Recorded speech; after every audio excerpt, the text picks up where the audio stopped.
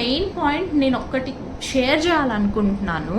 అదేంటంటే మెయిన్లీ లేడీస్కి నేను ఇది చెప్పాలనుకుంటున్నానండి. ఈ ఎక్కువ శాతంగా గాల్ బ్లాడర్ స్టోన్స్ అనేవి లేడీస్కే రావడానికి ఎక్కువ ఛాన్సెస్ ఉందన్నమాట. రీసెర్చ్లో నేను తెలుసుకున్న ది మోస్ట్ మెయిన్ పాయింట్ అనమాట. సో లేడీస్ చిల్లమ్మ, ఎవరి కోసం స్ట్రెస్ తీసుకోకండి. ఫస్ట్ ఆఫ్ ఆల్ మీకు హార్మోనల్ ఇంబ్యాలెన్స్ ఉంటే మీ అంతటా మీరే వెళ్ళిపోయి ఒక మంచి గైనిక్ దగ్గర మీకు హార్మోనల్ ఇంబ్యాలెన్స్ ఎలా ఉంది ఏంటి అనేది చూపించుకోండి. నాకైతే ఇదనమాట, గర్ల్స్ మీకు హార్మోనల్ ఇంబ్యాలెన్స్ ఉంటే మటుకు డోంట్ టేక్ ఇట్ ఈజీ.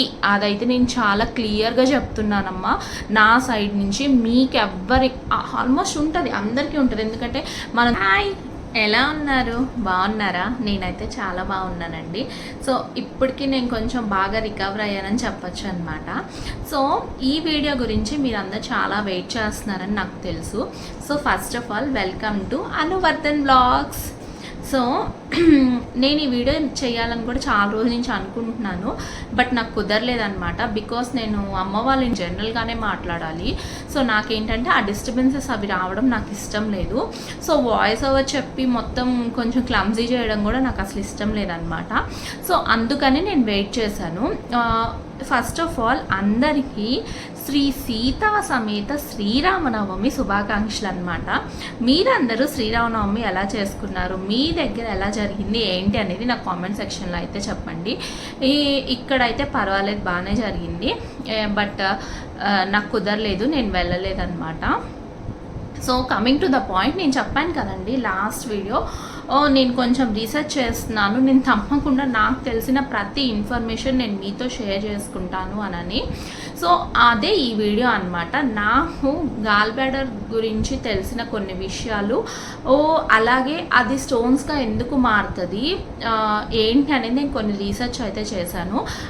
అది ఏంటనే ఇన్ఫర్మేషన్ మొత్తం ఈ వీడియోలో షేర్ చేసుకుంటాను. అలానే నాకు చెప్పిన డైట్, నేను తిన్నదేంటి, అసలు తినకూడదు ఏంటి, ఏం తినాలి, ఇవి కొన్ని. అలాగే ఇంకొక విషయం ఏంటంటే, నేను ఇక్కడ ఒక డిస్క్రిప్షన్లో ఒక లింక్ కూడా ఇవ్వబోతున్నాను. అది కూడా ఏంటనేది నేను క్లియర్గా ఎక్స్ప్లెయిన్ చేస్తాను. అది కూడా మీరు చూడండి. మీకు ఎవరికైనా యూస్ఫుల్ అవుతుంది అని అనుకుంటే తప్పకుండా ఆ లింక్ ద్వారా మీరు యాక్సెస్ చేసుకోండి, ఓకేనా? సో అండ్ ఇంకొక విషయం అండి, చాలా చాలా చాలా థ్యాంక్స్, నాకు చాలా సపోర్ట్ చేస్తున్నారు. లాస్ట్ వీడియో కూడా మంది చాలా మంచి రీచ్ వెళ్ళిందనమాట. అంటే లైక్ ఇంకొకలాగా కాదండి, రీచ్ అంటే ఏదో ఇదని నేను చెప్పట్లేదు. ఇంతమంది ఓపెన్గా వాళ్ళ ప్రాబ్లమ్ని షేర్ చేసుకుంటున్నారు, నాకు అది మంచిగా అనిపిస్తుంది. ఏంటంటే వాళ్ళు డౌట్స్ అడగటం, నేనేదో పెద్ద గొప్పలాగా నేను చెప్పట్లేదండి. నాకు తెలిసింది అంటే నేను ఇప్పుడు సఫర్ అయ్యాను కాబట్టి నాకు కొంత ఎక్స్పీరియన్స్ ఉంటుంది కాబట్టి నేను అది చెప్తున్నాను అనమాట. కొంతమంది కొన్ని అడిగేవి నాకు రిలేటెడ్ కూడా అవుతున్నాయి. ఒకళ్ళు అయితే అడిగారు, నాకు దుర్గా అనుకుంటా తన పేరు, సిస్టర్, తను అడిగారు ఏమని అని అంటే, మీకు హెయిర్ ఫాల్ అవుతుందా అక్క, లైక్ దాన్ని అంటే నిజంగా చెప్పాలంటే అండి నా జుట్టు అసలు ఇది నథింగ్ అండి. ఎంత జుట్టు ఉండేదో, ఎంత అంటే ఇట్లా ఇప్పుడు అసలు కనిపిస్తుంది, ఇలా ఉండేది కాదు. ఇలా చాలా ఒత్తుగా చాలా బాగుండేది నా హెయిర్. అసలు ఇది వచ్చిన దగ్గర నుంచే నాకు హెయిర్ ఫాల్ స్టార్ట్ అయిందా అని నాకు ఇప్పుడు రియలైజేషన్ జరిగింది. లెంత్ ఉంది లేదని కాదు, కాకపోతే ఒత్తుదనం అనేది అయితే అస్సలు లేదనమాట. సో హెయిర్ ఫాల్ కూడా నాకు చాలా చాలా అయ్యింది. సో అది రిలేటెడ్గా అలా కొన్ని క్వశ్చన్స్ అడిగారు. నేను కొన్ని క్వైరీస్ నేను చెప్పాను, కొన్ని ఆన్సర్స్ నేను చేశాను అనమాట. సో ఎవరైతే ఈ పొజిషన్లో ఉన్నారో, కొంతమంది మేము ఆపరేషన్స్ చేయండి, ఒకళ్ళైతే నాకు సర్జరీ జరగబోతుందని కూడా చెప్పారు. I wish all the best wishes from my side అనమాట. సర్జరీ సక్సెస్ఫుల్గా జరగాలి, అలాగే మంచి హెల్త్ ఉండాలని నేను మనస్ఫూర్తిగా కోరుకుంటున్నాను. So getting in to the video. So చూసారా, రాసుకున్నాను అనమాట. కొన్ని ఏంటంటే మర్చిపోతాం, వీడియో కదా, సో ఏదేదో మాట్లాడేసి క్లమ్జీ చేసేసి ఈ టైం వేస్ట్ చేయడం నాకు ఇష్టం లేదు. సో కొన్ని పాయింట్స్ అయితే నేను రాసుకున్నాను అనమాట, ఇలా మీకు ఎక్స్ప్లెయిన్ చేయాలి అని. సో ఫస్ట్ ఆఫ్ ఆల్ అసలు గాల్ బ్లాడర్ అంటే ఏంటి? ఇప్పుడు గాల్ బ్లాడర్ అనేది మన బాడీలో ఒక అవయవం అనమాట. లివర్ కింద ఒక చిన్న సైజు, ఒక సంచిలాగా, ఒక డెలికేట్ ఇదిలాగా ఉంటుంది. మన తెలుగులో చెప్పాలంటే పిత్తాశయం అంటారనమాట.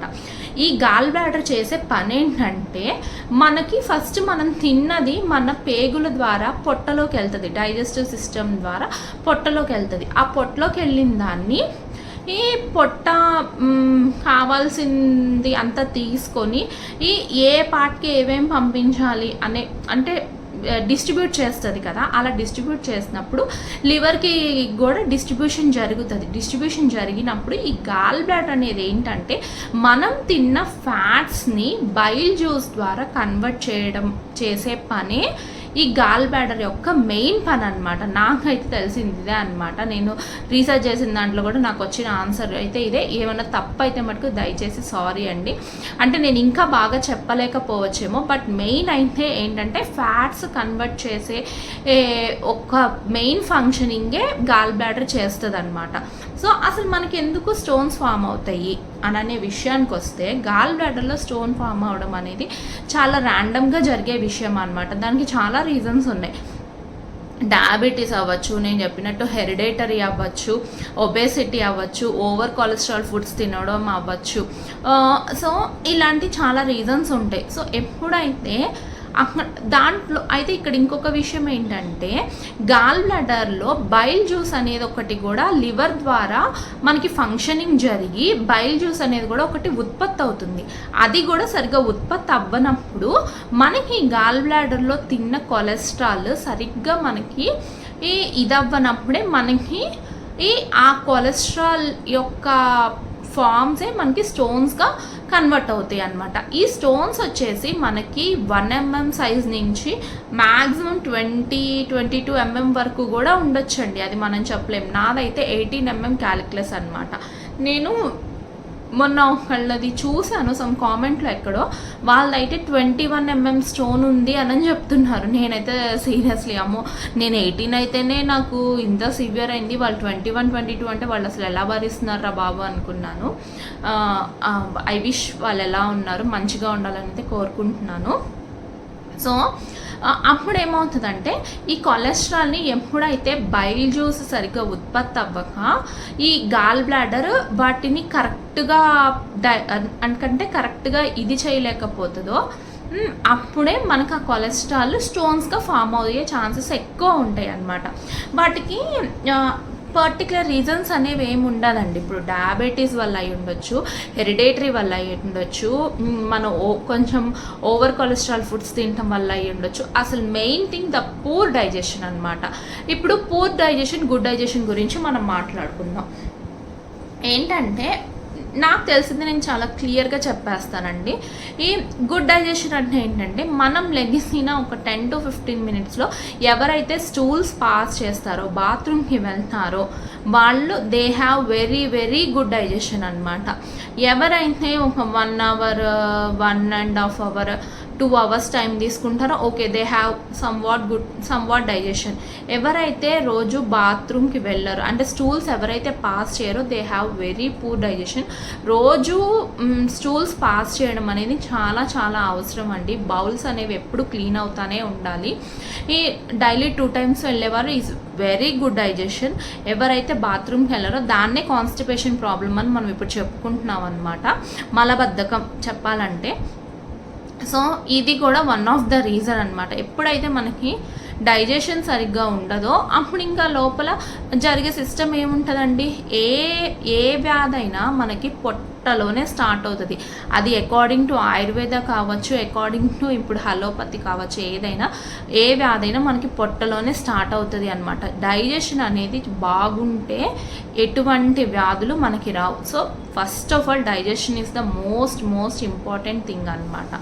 అయితే ఈ స్టోన్స్ అనేవి ఎలా ఫామ్ అవుతాయి ఏంటనేది మనం ఇప్పుడు చెప్పుకున్నాం కదా. ఫ్యాట్స్గా ఎప్పుడైతే బైల్ జ్యూస్ లేక గాల్ బ్లాడర్ ఫ్యాట్స్ని కన్వర్ట్ చేయలేకపోతుందో అప్పుడు మాత్రమే ఫ్యాట్స్ స్టోన్స్గా కన్వర్ట్ అవుతాయి అనమాట. వాటినే మనం గాల్ బ్లాడర్ స్టోన్స్ అంటాం. సైజెస్ వచ్చేసి 1 mm నుంచి 20 mm మ్యాక్సిమం అని నేనైతే రీసెర్చ్ నాకు తెలిసిన దాంట్లో నేను చదివాను అనమాట.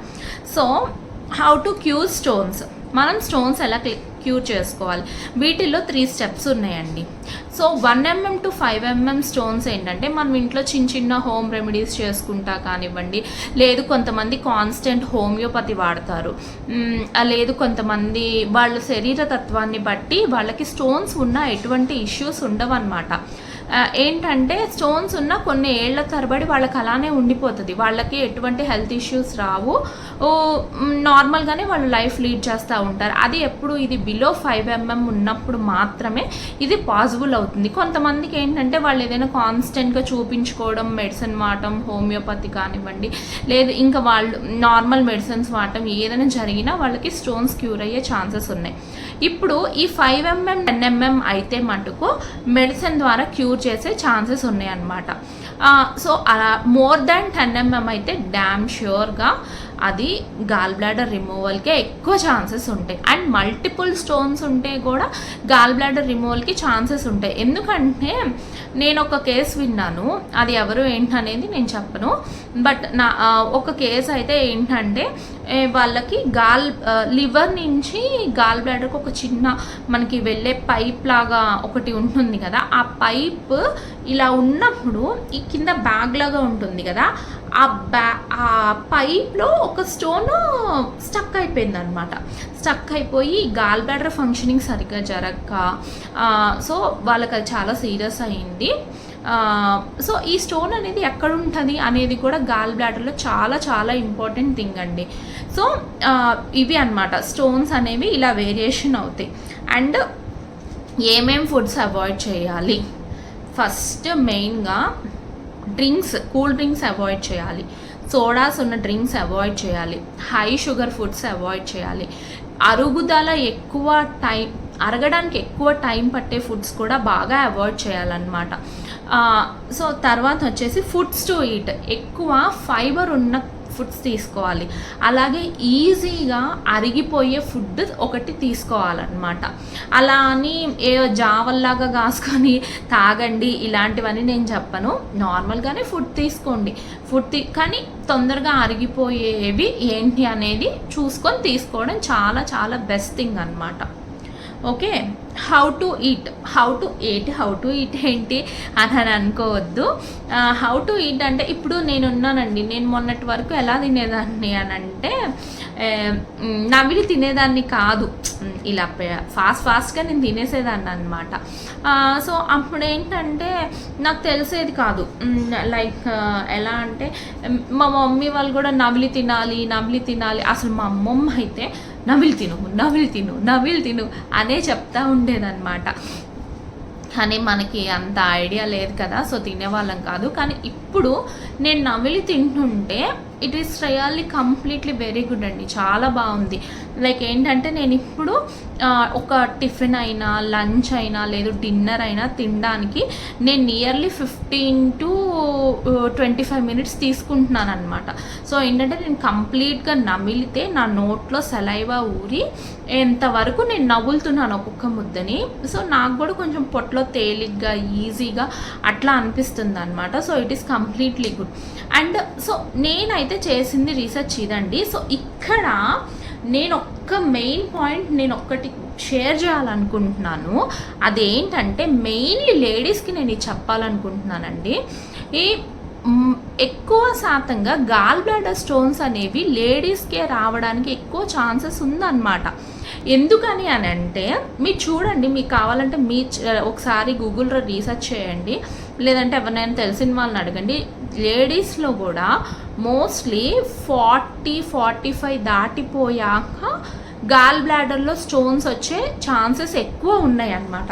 అది ఎందుకు ఎందుకంటే 40-45 దాటాక లేడీస్కి మెనోపోజ్ స్టేజ్ అనేది ఒకటి వస్తుంది. అంటే పీరియడ్స్ రావడం ఆగిపోతాయి అన్నమాట. ఆగిపోయినప్పుడు మనకి హార్మోనల్ ఇంబ్యాలెన్స్ ఎక్కువయ్యి ఈస్ట్రోజన్ లెవెల్స్ ఎక్కువ అయిపోతాయి. అలా ఎక్కువైనప్పుడు మనకేమవుతుందంటే బాడీలో చాలా చాలా అంటే చాలా చేంజెస్ వస్తాయండి.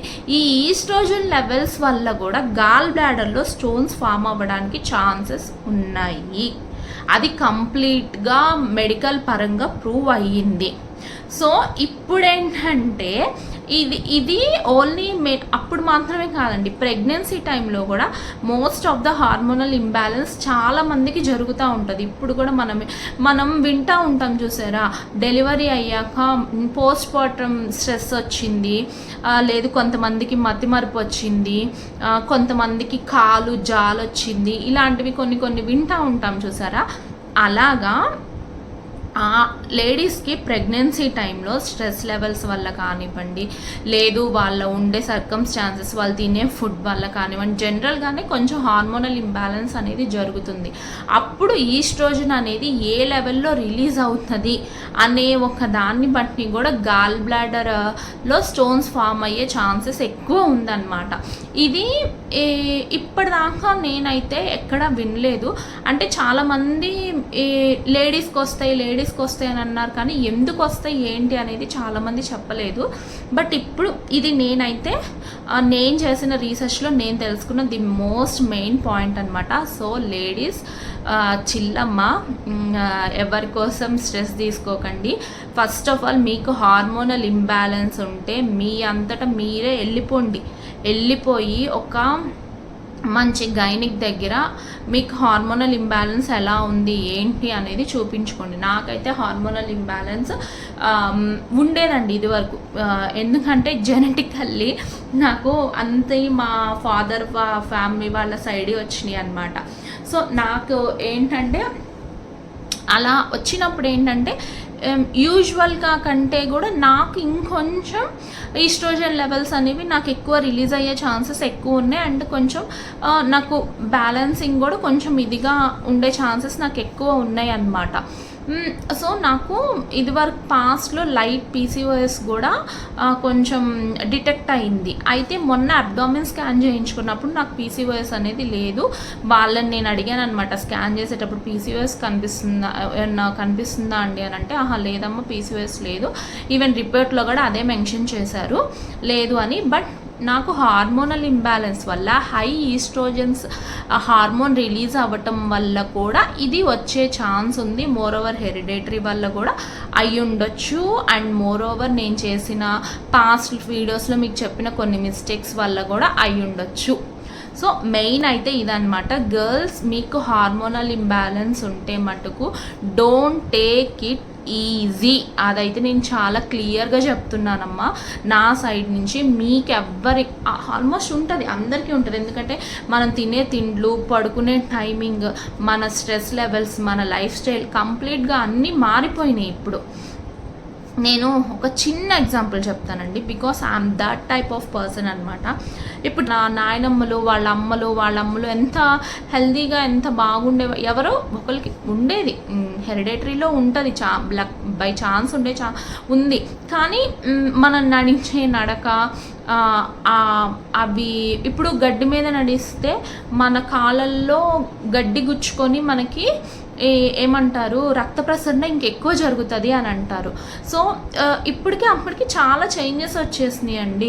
సో ఇప్పుడు ఏంటంటే హాస్పిటల్కి వెళ్తే అదొక నామోషీల నేనే ఫీల్ అయ్యేదానండి. ఏంటి 30 years లోపే హాస్పిటల్కి వెళ్ళి ఇదంతా ఏంటి అని నేనే ఫీల్ అయ్యేదాన్ని. బట్ ఇప్పుడు నేనే చెప్తున్నాను, సో మనం తినే తిండ్లు కరెక్ట్ కాదు, మన లైఫ్ స్టైల్ కరెక్ట్ కాదు, మన చుట్టూ ఉన్న ఎన్విరాన్మెంట్ కరెక్ట్ కాదు. కాబట్టి హాస్పిటల్స్కి వెళ్ళడానికి ఎటువంటి నామోషి ఫీల్ అవ్వద్దు, వెళ్ళండి.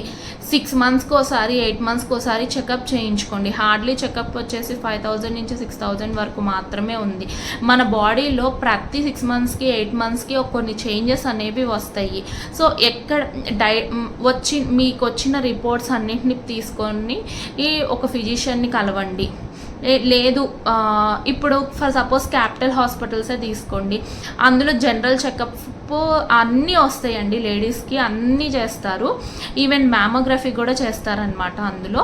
అది వచ్చేసి 4300 పడుతుంది. అందులో మనం 4 డాక్టర్స్ని కలవచ్చు, general physician, gynae and heart doctor and dietician అనమాట. మేము డైటీషియన్ని కలిసామండి. కలిస్తే అసలు నాకు ఎన్ని విషయాలు చెప్పారో. సో నేను చెప్పేది ఏంటంటే 6 మంత్స్కి కానీ 8 మంత్స్కి కానీ కంపల్సరీగా ఒక హెల్త్ చెకప్ అయితే చేయించుకోండి. ఆ రిపోర్ట్స్ తీసుకొని మీ బాడీలో వచ్చిన మార్పుల్ని మీరు గమనించుకొని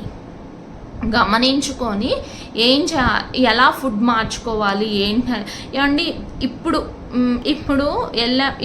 నేను చేయించుకున్నాం అనుకోండి, ఇప్పుడు మీరు తోటకూర తినొచ్చు పర్వాలేదని చెప్తారు. నెక్స్ట్ ఇయర్ వెళ్ళి చేయించుకుంటే మీకు ఏదైనా లెవెల్స్ ఎక్కువైపోయి అమ్మ అది ఆపేసేయండి, అది వద్దు, ఇది తినండి అని చెప్తారు. సో కాబట్టి ప్లీజ్ వేచించండి. ఒక 8 మంత్స్కి ఒక్కసారైనా లేదు 10 మంత్స్కి ఒక్కసారైనా ఒక హెల్దీ కంప్లీట్ బాడీ చెకప్ అనేది చేయించుకోండి. అది చాలా చాలా ఇంపార్టెంట్ నా సైడ్ నుంచి అయితే. So coming to my diet అనమాట. సో నా డైట్ వచ్చేసి నాకు సర్జరీ జరిగినప్పుడు మామూలుగా ఒక సబ్ జూనియర్ ఒక అమ్మాయి వచ్చేసి డైటీషియన్ చెప్పేసి వెళ్ళిపోయింది. అయితే నేను నిన్న మళ్ళీ హాస్పిటల్కి వెళ్ళాను అనమాట. దగ్గు కోసం నేను చూయించుకున్నానని చెప్పాను కదా, వాళ్ళు 5 days కోర్స్ రాశారు. ఆ కోర్స్ ఒకటి అయిపోయింది. సో చూయించుకోవడానికని నేను మళ్ళీ వెళ్ళాను. మళ్ళీ వెళ్తే అక్కడ డైటీషియన్ని కలవడం జరిగిందనమాట. ఆవిడ చెప్పిన కొన్ని విషయాలు అయితే నిజంగానే ఇది నిజం కదా అనిపించింది. సో ఇప్పుడు ఎవరైతే పోస్ట్ కండిషన్లో ఉన్నారో వాళ్ళకి ఈ డైట్ నేను చెప్తున్నానండి. సో ఫస్ట్ నాకు చెప్పింది ఆవిడ ఏంటంటే ఈ హెవీ ఫ్యాట్ ఉన్న పాలు వాడొద్దు అని ఒకటి చెప్పారనమాట. లైక్ లో ఫ్యాట్ మిల్క్ ఒకటి తీసుకోండి అని అనేది అదొకటి చెప్పారు. సో మార్నింగ్ టైమ్స్ మనం 8 సో స్టార్టింగ్ మన డే ఎలా స్టార్ట్ అవ్వాలంటే ఒక గ్లాస్ ఆఫ్ హాట్ వాటర్తో కంపల్సరీగా స్టార్ట్ అవ్వాలన్నమాట. అండ్ ఇంకొకటి ఏంటంటే 8 కల్లా మనం టిఫిన్ చేసేయాలి. ఇప్పుడు 3 దోశలు తినే ప్లేస్లో 2 దోశలు మాత్రమే తినండి. పల్లి చట్నీ, కారపొడి, నిలవ పచ్చళ్ళు ఇలాంటివి ఏమీ వద్దు.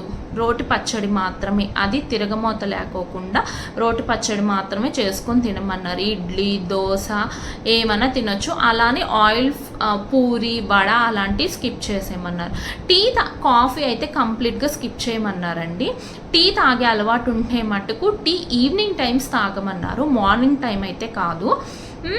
సో లేదు తాగాలి అనే కొంచెం ఎంతూజియాజం ఉంటుంది కదా, అలా ఎవరికైనా ఉంటే మటుకు మార్నింగ్ టిఫిన్ చేసేసాక ఫస్ట్ లెగ్గానే ఒక గ్లాస్ వాటర్ తాగేసి కొంచెం గ్యాప్ ఇచ్చి తర్వాత హాట్ వాటర్ తాగి తర్వాత మనం బ్రష్ అది చేసేసుకొని టిఫిన్ చేసిన తర్వాత కొంచెం ఒక 1/2 hour అట్లా గ్యాప్ ఇచ్చి టీ తాగమన్నారు. సో తర్వాత ఇదంతా 8-8:30కి అయిపోతుంది కదండి. ఇక్కడ నేను చెప్పేది ఏంటంటే ఎవరికైతే గాల్ బ్లాడర్ స్టోన్స్ అనే కాదండి, ఏదైనా హెల్త్ ఇష్యూ ఉన్నా లేదు ఆల్రెడీ సర్జరీస్ ఏమన్నా జరిగి ఉన్నా కానీ నేను చెప్పేది ఒక్కటేంటంటే, నేను చాలామంది దగ్గర విన్నాను, కుక్ చేసిన ఫుడ్ మనం ఏదైతే తింటామో అది తిన్నాక మళ్ళీ కుక్ చేసిన ఫుడ్ తినడానికి కనీసం 2 hours ఆఫ్ టైం అనేది తీసుకోండి. అప్పుడు ఏంటంటే మనకి ఫుడ్ లోపలికి వెళ్ళి డైజెషన్ బాగా జరిగి మనం తీసుకునే ఫుడ్కి గ్యాప్ వచ్చినప్పుడే మనం కరెక్ట్గా హెల్దీగా డైజెషన్ అనేది జరుగుతుంది అనమాట. అదొక పాయింట్ అయితే గుర్తుపెట్టుకోండి. సో నాకు మిడ్ మీల్లో చెప్పింది ఏంటంటే ఒక 2 egg whites లేదంటే ఒక గుడ్డు ఉడకబెట్టేసుకొని లోపల ఎల్లో సొన తీసేసి వైట్స్ తినమన్నారనమాట. సో ఇది మిడ్ మీల్ లాగా. లైక్ ఇప్పుడు నాకు 8:30కి అయిపోయింది అనుకోండి, ఫర్ సపోజ్ టిఫిన్ 11-11:30కి ఆ టైంలో నేను ఇది ఎగ్ వైట్ అనేది తీసుకోవచ్చు అనమాట.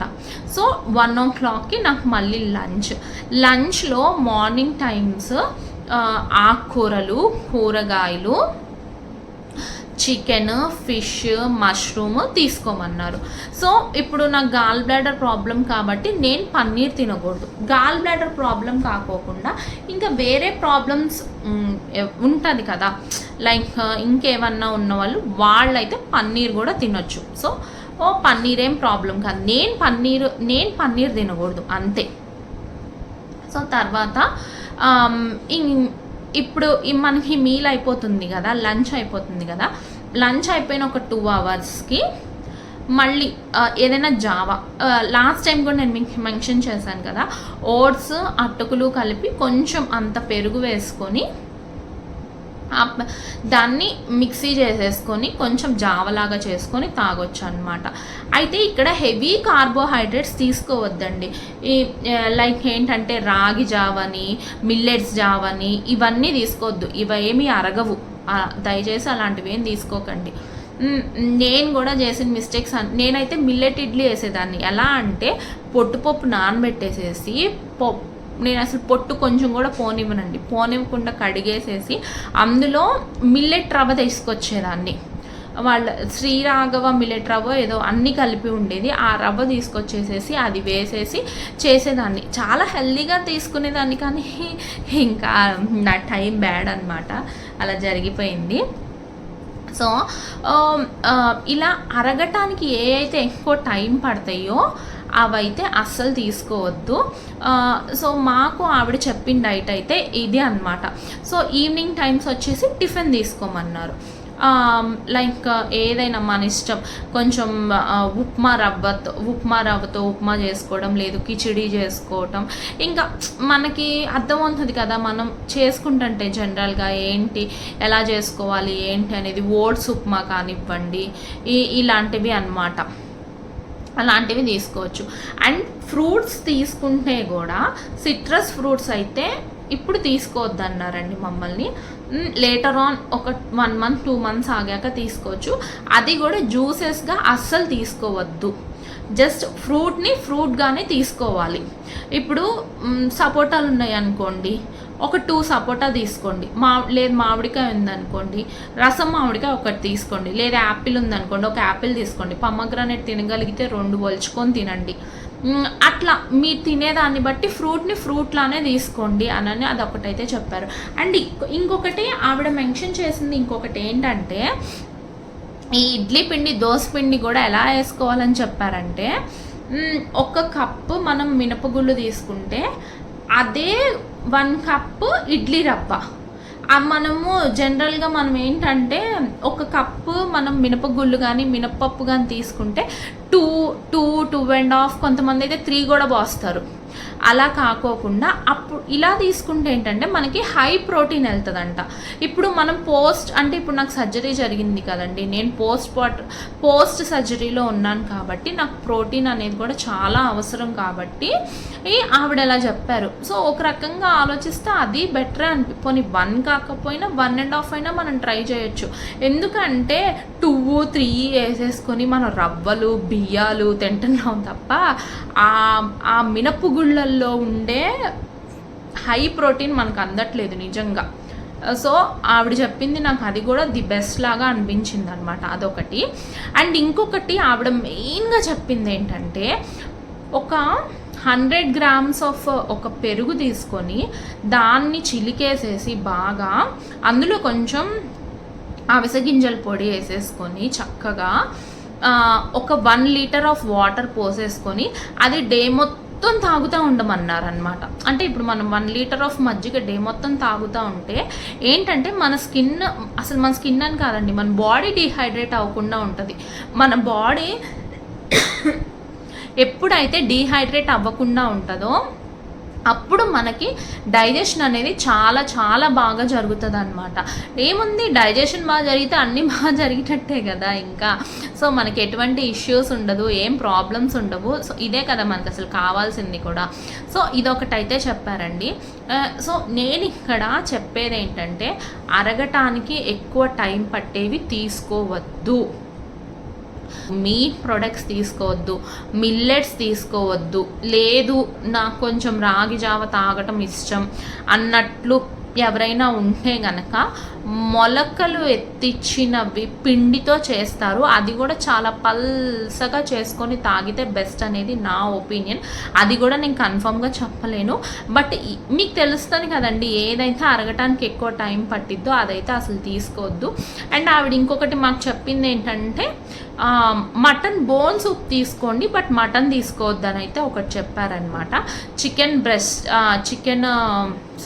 కాదు, చికెన్ మజిల్ తినండి, బోన్స్ తినొద్దు, కానీ మటన్ బోన్ సూప్ తీసుకోండి అని ఒకటి చెప్పారు. ఫిష్ కంపల్సరీగా తీసుకోమన్నారనమాట. ప్రాన్స్ అయితే అసలు చెప్పలేదు, ఎందుకంటే అది హై కొలెస్ట్రాల్ కాబట్టి. సో అది కంప్లీట్లీ స్కిప్ ఆప్షన్ అనమాట. అయితే ఇక్కడ నేను ఒకటి విషయం చెప్పాలనుకుంటున్నానండి. నేను ఎక్కడో ఒకసారి చదివాను అనమాట. మనకి ఆముదం ఉంటుంది చూసారా, ఆముదం అనేది అసలు చాలా చాలా చాలా రకరకాలుగా యూజ్ అవుతుంది అనమాట. కానీ మనకే తెలియక మనం ఇప్పుడు చాలామంది వదిలేసారు ఆముదాన్ని, ఇప్పుడు కొత్తగా యూజ్ చేస్తున్నారు వింటున్నా. అయితే నేను అంతకుముందు విన్నది ఏంటంటే డైజెషన్ కోసం కానీ, లేకపోతే ఈ స్టోన్స్ ఉన్న వాళ్ళు కానివ్వండి, రోజు రాత్రిపూట పడుకునే ముందు పొట్ట మీద ఆముదం రాసుకొని పడుకుంటే అది ఫర్ ఎవర్ చేస్తూ ఉన్నారనుకోండి, they will have very good digestion అన్నమాట. సో ఇప్పుడు ఆముదం ప్యాక్స్ కూడా వస్తున్నాయి అన్నమాట. ఎలా అంటే ఒక మస్లిన్ క్లాత్ని కంప్రెస్ చేసేసి అందులో ఆముదాన్ని ఫిల్ చేసేసి ఆముదం మస్లిన్ ప్యాక్స్ అని ఇస్తున్నారు. అవి కూడా చాలా చాలా మంచిది. అవి ఎవరికైనా కావాలి అని అనుకుంటే డైజెషన్కి చాలా యూస్ఫుల్ అవుతాయండి. అది ఒకసారి ట్రై చేయండి, ఆన్లైన్లో దొరుకుతున్నాయి. అసలు ఫస్ట్ దాని గురించి చదివి దానివల్ల మీకు ఎటువంటి యూజెస్ ఉంటాయి అనే దాన్ని బట్టి చూసుకొని అదొకటి చెయ్యండి అన్నమాట. సో తర్వాత నేను చెప్పేది ఇంకొకటి ఏంటంటే, నేనైతే చేసింది ఏంటంటే ఎక్కువ అరగటానికి టైం పట్టే ఫుడ్స్ నేను తిన్నాను. అయితే బ్రౌన్ రైస్ తినకూడదండి. ఎందుకంటే బ్రౌన్ రైస్ ఎందుకు తినకూడదు, వైట్ రైసే ఎందుకు తినాలని చాలామంది. నేను బ్రౌన్ రైస్ తిన్నా. యాక్చువల్లీ మా అమ్మ వాళ్ళ ఇంట్లో వైట్ రైసే తినాలి. తినేది ఇంత తినండి. ఇప్పుడు మీరు ఇంత కప్పు, సపోజ్ మీరు ఇంత కప్పు రైస్ పెట్టుకుంటే ఇంత కప్పు కూర పెట్టుకోండి. అప్పుడేంటి అది ఇది సమపాలల్లో ఉంటుంది కదా, సో ప్రాబ్లం ఏముండదు అనమాట, వెళ్ళిపోతుంది. అయితే బ్రౌన్ రైస్ తినకూడదు. ఎందుకంటే బ్రౌన్ రైస్లో మనకి ఈ కంటెంట్ ఎక్కువ ఉంటుంది. ఏంటి, అరగటానికి టైం పట్టే ఒక కంటెంట్ ఉంటుంది అనమాట. సో దాని వలన బ్రౌన్ రైస్ తినకూడదు, వైట్ రైసే తినండి, వైట్ రైసే తినాలి అనమాట. సో అదొకటి నేను చెప్తాను. అండ్ ఇంకొకటి, గీ సాయంత్రం పూట తినొద్దండి. మధ్యాహ్నం అన్నంలో మాత్రమే గీ అనేది రోజు ఒక 1 స్పూన్ తినటం వల్ల వచ్చే నష్టం అయితే ఏం లేదు.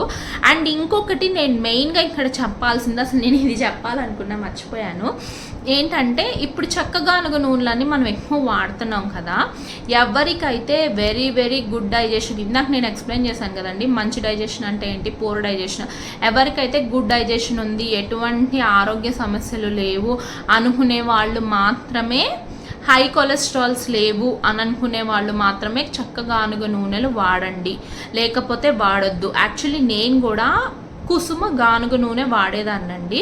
అది లీటర్ వచ్చేసి 300 కూడా కాదు, 400 పడుతుంది. నేను అదే తీసుకునేదాన్ని, బట్ అది కూడా వాడకూడదంట. నాకు ఇప్పుడు వాళ్ళు చెప్పింది ఏంటంటే సఫోలా అండ్ సన్ఫ్లవర్, ఇంకొక ఆయిల్ ఏదో చెప్పారు, ఆలివ్ ఆయిల్ కూడా వాడొద్దని చెప్పారు. మనకి సౌత్ ఇండియన్స్కి సౌత్ ఇండియన్స్ అనే కాదండి, అసలు ఇండియన్స్కి ఆలివ్ ఆయిల్ వల్ల ఎటువంటి యూసేజ్ లేదు. యాక్చువల్లీ ఆలివ్ ఆయిల్ ఏంటంటే వండుకోవటం కంటే కూడా మనం సాలడ్స్ ప్రిపేర్ చేసుకున్నప్పుడు దాని మీద జస్ట్ డ్రెస్సింగ్కి మాత్రమే ఆలివ్ ఆయిల్ అనేది మనకి యూజ్ అవుతుంది. సో ఆలివ్ ఆయిల్ వల్ల మనకి ఎటువంటి యూజ్ లేదు. ఆలివ్ ఆయిల్ కంప్లీట్గా స్కిప్ చేసేయండి. లేదు మీరు ఇంకా కొంచెం హెల్త్ కాన్షియస్గా ఉండాలి అనుకుంటే మటుకు నువ్వుల నూనె వాడుకోవడం అంత బెస్ట్ థింగ్ అసలు ఇంకొకటి లేదని చెప్తున్నారు.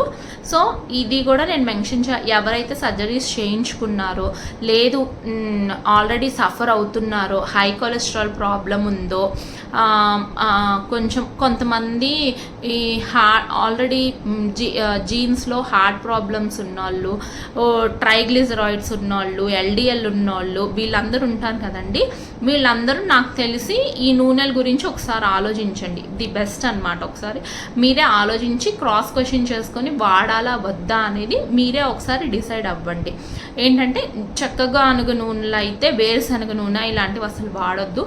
కంప్లీట్లీ హెల్దీగా ఉన్న వాళ్ళు మాత్రమే అవి వాడాలి. లేదంటే అసలు హెల్తీగా ఉన్న వాళ్ళే వాడాలి, బాడీలో ఎటువంటి ప్రాబ్లం లేదు, వెరీ వెరీ గుడ్ డైజెషన్ ఉంది అనుకునే వాళ్ళు, రోజంతా ఏదో ఒక పని చేస్తూ ఉంటాము అనుకునే వాళ్ళు మాత్రమే వాడాలి. సో నార్మల్గా కూర్చొని చేసే జాబ్స్ కానివ్వండి, లేదు మన మూవింగ్ తక్కువ ఉంటుంది అనుకునే వాళ్ళు కానివ్వండి, లేదు ఆల్రెడీ ఇప్పుడు బాడీలో ఏదైనా ప్రాబ్లమ్స్ ఉన్న వాళ్ళు కానివ్వండి, ఈ హెరిడిటరీ ద్వారా హార్ట్ అటాక్స్ కానీ, లేదు హై కొలెస్ట్రాల్స్ కానీ, ట్రైగ్లిజరాయిడ్స్, ఎల్డిఎల్, ఇప్పుడు నాలాగా స్టోన్స్ ఉన్న వాళ్ళు కానీ, పూర్ డైజెషన్ ఉన్న వాళ్ళు కానీ ఇవైతే వాడొద్దు. నువ్వుల నూనె వాడుకోవడం చాలా మంచిదని చెప్తున్నారు. అండ్ ఇంకొకటి నేను ఇక్కడ ఒక పాయింట్ చెప్పాలనుకుంటున్నాను. నేను ఇది ఒక 3-4 డేస్ నుంచి నేను ఈ ప్రక్రియ చేస్తున్నాను. నాకు అది కొంచెం మంచిగా అనిపించింది. ఏంటంటే 30 మినిట్స్ నేను కూర్చుంటున్నానండి. ఆ 30 మినిట్స్ అయిపోయాక 10 మినిట్స్ వాక్ చేస్తున్నాను. ఇంట్లో కానివ్వండి, బయట కానివ్వండి, లేదు టెర్రస్ మీదకి వెళ్ళి కానివ్వండి. సో నాకు అప్పుడు ఏమవుతుంది అంటే 30 మినిట్స్ కూర్చుంటున్నాను, 10 మినిట్స్ వాక్ చేస్తున్నాను కాబట్టి నాకు బాడీ చాలా ఈజీగా ఉందన్నమాట. తేలిక పడ్డట్టు, చాలా ఫ్రీ మూమెంట్స్ అలా ఉంటుందన్నమాట. సో ఇది మీకు కూడా నచ్చితే మీరు ట్రై చేయండి. ఎందుకంటే ఇప్పుడు చాలా క్లియర్గా మెన్షన్ చేస్తున్నారండి, కంటిన్యూస్ ఫర్ 1 అవర్ సిట్టింగ్. అది లేడీస్కి అయితే థైరాయిడ్ ఇష్యూస్ వస్తున్నాయి, పీరియడ్ ప్రాబ్లమ్స్ వస్తున్నాయి, and more over heart problems వస్తున్నాయి. ఎవరికైనా వస్తున్నాయి, నాట్ ఓన్లీ లేడీస్, జెంట్స్ అని కాదు. బట్ మనం ఏంటంటే లేడీస్ పొద్దునంతా పనిచేసేసి మధ్యాహ్నం కానీ సాయంత్రం కానీ పెద్ద పనేం ఉండదు కదా, ఈ టీవీల ముందు కంటిన్యూస్గా కూర్చుంటానే ఉంటాం. సో అలా కాకోకుండా 30 మినిట్స్ కూర్చుంటే 10 మినిట్స్ వాక్ చేయండి, మళ్ళీ 30 మినిట్స్ కూర్చోండి, మళ్ళీ 10 మినిట్స్ వాక్ చేయండి, మళ్ళీ 30 మినిట్స్ కూర్చోండి, మళ్ళీ 10 మినిట్స్ వాక్ చేయండి. సో ఇది బెస్ట్ పార్ట్ అని నాకైతే అనిపించింది. ఇది నా సొంత ఎక్స్పీరియన్స్తోనే చెప్తున్నాను. And at the end of this video నేనైతే అన్నీ షేర్ చేసేసానండి ఆల్మోస్ట్. కానీ ఒక సినారియో లాగా, ఒక చిన్న గ్లిమ్స్ లాగా చెప్పేస్తాను. అరగటానికి ఎక్కువ టైం పట్టే ఫుడ్స్ తీసుకోవద్దు, బాడీని డీహైడ్రేట్ అవ్వనివ్వద్దు, పూర్ డైజెషన్ ఉంటే దాన్ని గుడ్ డైజెషన్గా ఎలా మార్చుకోవాలనేది మీ చేతుల్లోనే ఉంది. అది మీరే ఒక సొల్యూషన్ ఫైండ్ అవుట్ చేసుకోండి. ఈ ప్రపంచంలో సొల్యూషన్ లేని ప్రాబ్లమ్స్ అంటూ ఏమీ ఉండదో, అందులో హెల్త్లో అస్సలు ఉండదండి, కంపల్సరీ ఉంటుంది. అండ్ 6 మంత్స్కి కానీ 8 మంత్స్కి కానీ 10 మంత్స్కి కానీ కంప్లీట్ బాడీ చెకప్ అనేది ఒకటి చేయించుకోండి. బికాస్ మన బాడీ మారుతూ ఉంటుంది, మన బాడీలో అన్ని లెవెల్స్ మారుతూ ఉంటాయి అన్నమాట. సో కాబట్టి బాడీ చెకప్ చేయించుకొని ఆ ఇయర్ ఆ బాడీకి అనుగుణంగా వచ్చే మార్పులతో ఫుడ్లో ఎలా చేంజెస్ తెచ్చుకోవాలి, మనం ఏం డైట్ ఫాలో అవ్వాలి, మన బాడీ మనకి ఏం చెప్తుంది, ఎట్లాంటి సైన్స్ ఇస్తుంది, ఫ్యూచర్ ఎలా ఉండబోతుంది, అంటే మన ఆరోగ్యపరంగా ఎలా ఉండబోతుంది ఏంటి అనేది మీరు మీ అంతటా మీరే తెలుసుకోవడానికి ట్రై చేయండి. అండ్ సో నేనైతే కింద ఒక లింక్ ఇస్తానని చెప్పాను కదండి స్టార్టింగ్లో. అదేంటంటే అది ఒక ఇన్స్టాగ్రామ్ లింక్ అనమాట, పేజ్ లింక్. ఆయుర్వేద బై రేఖ అని. She is very very very trusted doctor అనమాట. తను ఆయుర్వేదం డాక్టర్. తను చెప్పే కాన్సెప్ట్స్ అన్నీ చాలా చాలా బాగుంటాయండి, చాలా యూస్ఫుల్గా ఉంటాయి. యాక్చువల్లీ మొన్న నాకు ఈ సర్జరీ అంతా అయిపోయాక ఒకరోజు చూస్తే గాల్ బ్లాడర్ స్టోన్కి గాల్ బ్లాడర్ తీసేయకుండా ఒక ట్రీట్మెంట్ ఉంది, అది సక్సెస్ అయ్యింది, మేము నన్ను కూడా పెట్టారు. ఇంకేముంది, మనకు అయిపోయిందిగా, ఇంకే మనం చేసేది ఏం లేదు. బట్ నాకు యూస్ఫుల్ అవ్వకపోయినా ఇంకెవ్వరికైనా యూస్ఫుల్ అవుతుంది. సో తను ఎలా తినాలి, ఏం తినకూడదు, వాళ్ళ దగ్గర ట్రీట్మెంట్స్ ఉన్నాయి, ప్రతిదానికి ట్రీట్మెంట్ ఉందండి. స్కిన్ ఏంటి, హెయిర్ ఏంటి, ఇంటర్నల్గా డైజెషన్ ఏంటి, అన్నిటికీ ఒకటంటూ ఏం లేదు. బ్యాక్ పెయిన్ ఏంటి, స్కిన్ అలర్జీస్ ఏంటి, అన్నిటికీ తన దగ్గర ట్రీట్మెంట్స్ అయితే ఉన్నాయండి. ఇదేమి ప్రమోషన్ కాదండి, నా చేత ప్రమోషన్ చేయించుకునేంత ఇది లేదు. నేను తన పేజ్ నాకు పర్సనల్గా నచ్చి మీ అందరికీ యూజ్ అవుతుంది, యూజ్ అవ్వాలి, 10 మందికి తెలియాలి. ఇప్పుడు ఈ వీడియో ఒక 10 మంది చూసారనుకోండి, తన పేజ్ కనీసం ఒక 3-4 మెంబర్స్ విజిట్ చేస్తే ఆ 3-4 మెంబర్స్ ఇంకొకరికి అవసరం ఉన్న వాళ్ళకి సజెస్ట్ చేస్తారు అనే ఒకే ఒక ఉద్దేశంతో నేను ఈ పేజ్ మీకు సజెస్ట్ చేస్తున్నాను. అండ్ నేను డిస్క్రిప్షన్లో ఇన్స్టాగ్రామ్ పేజ్ కింద ఇస్తాను. మేబీ వాళ్ళకి యూట్యూబ్ ఉందో లేదో నాకైతే అసలు అంత ఐడియా లేదు. ఇన్స్టాగ్రామ్ పేజ్ అయితే ఉంది. ఇన్స్టాగ్రామ్ ఫాలో అవ్వడానికి ట్రై చేయండి, ఎందుకంటే వాళ్ళు స్టోరీస్ పోస్ట్ చేస్తారు. తను కొన్ని క్వశ్చన్స్కి ఆన్సర్స్ ఇస్తుంది, క్వైరీస్కి రిప్లైస్ ఇస్తారనమాట. సో ఎవరైనా ఆల్రెడీ ప్రాబ్లంలో ఉన్న వాళ్ళు కానివ్వండి, లేదు ఇప్పుడు నాకు ఆల్రెడీ ప్రాబ్లం సాల్వ్ అయింది, బట్ ఇక్కడ నుంచి నా లైఫ్ స్టైల్ హెల్తీ లైఫ్ స్టైల్గా కన్వర్ట్ అవ్వాలి, అది ఎలా ఏంటి అనేది నేను తెలుసుకోవాలనుకుంటే ఇలాంటివి కొన్ని నేను చేయడం కూడా చాలా అవసరం అనమాట. సో నాకు ప్రతి ఒక్కరికి అవసరం అండి. సో తన పేజ్ అయితే ఒకసారి చెక్అవుట్ చేయండి, మీకు యూస్ఫుల్ అవుతుంది అనుకుంటున్నాను. సో అలాగే ఈ వీడియో మీకు ఎంత మాత్రం యూజ్ అయినా మన ఛానల్ని సబ్స్క్రైబ్ చేయండి, వీడియో లైక్ చేయండి, షేర్ చేయండి. అలాగే మీకేమైనా డౌట్స్ ఉంటే ఇంకా కామెంట్ సెక్షన్లో మెన్షన్ చేయండి. నేనైతే ఆల్మోస్ట్ అన్నీ డిస్కస్ చేశాను, అన్నీ చెప్పేశాను. సో ఇక్కడితో నా హెల్త్ సిరీస్ అయితే ఇంకా అయిపోయిందనమాట. సో అసలు ఫస్ట్ ఏం జరిగింది, నా సర్జరీ ఎలా జరిగింది ఏంటి, సో ఇప్పుడు నేను చేసిన రీసెర్చ్ ఏంటి అనేది, జాగ్రత్తలు ఏంటి, మీరు ఎలా ఉండాలి, ఎలా తినాలి ఏంటి అనేది మొత్తం అన్నీ చెప్పేశాను. సో మీరు కూడా నేను పర్టికులర్గా అవి తినండి ఇవి తినండి అని నేను చెప్పట్లేదండి, ఎందుకంటే అందరికి అన్నీ పడతాయో లేదో నాకు తెలియదు కదా, నేనేం డాక్టర్ని కాదు. కానీ మీరు అజ్యూమ్ చేసుకొని మీరు కన్సల్ట్ అయ్యి మీరు తినండి, మీరు తెలుసుకోండి ఫస్ట్, అసలు మీ బాడీ గురించి మీరేంటనేది మీరు తెలుసుకోవాలన్న ఉద్దేశంతోనే నేను కొన్ని ఎగ్జాంపుల్స్ అయితే ఇచ్చాను. అయితే ఆముదం ఒకటి ట్రై చేయండి, నేను కూడా పర్సనల్గా ట్రై చేశాను. వై బికాస్ 18 mm స్టోన్ని నేను 2.5 years నేను నెట్టుకొచ్చాను అని అంటే నేను కొన్ని ప్రయోగాలు చేయబట్టి నేను నెట్టుకొచ్చాను అనమాట. సో ఇదండి నేను చెప్పదలుచుకుంది. సో అందరూ స్టే హెల్దీ, స్టే పాజిటివ్, అందరూ హ్యాపీగా ఉండాలని నేను కోరుకుంటున్నాను. హెల్త్ అనేది చాలా ఇంపార్టెంట్ అండి. అప్పుడైనా ఇప్పుడైనా ఎప్పుడైనా హెల్తీగా ఉంటేనే మనం ఏదైనా చేయగలం. మన బ్రెయిన్ కూడా మనకు మంచి థాట్స్ ఇస్తుంది అనమాట. సో ఈ వీడియో నచ్చితే మనకు బిగ్ థమ్స్ అప్ ఇవ్వండి. సో ఇలాగే నేను ఇంకా ముందు కూడా వీడియోస్ చేస్తూనే ఉంటాను, మీతో టచ్లో ఉంటాను. And I love my YouTube family. Thank you so much, మీరు కాన్స్టెంట్గా నాకు సపోర్ట్ ఇస్తున్నారు. And bye, take care.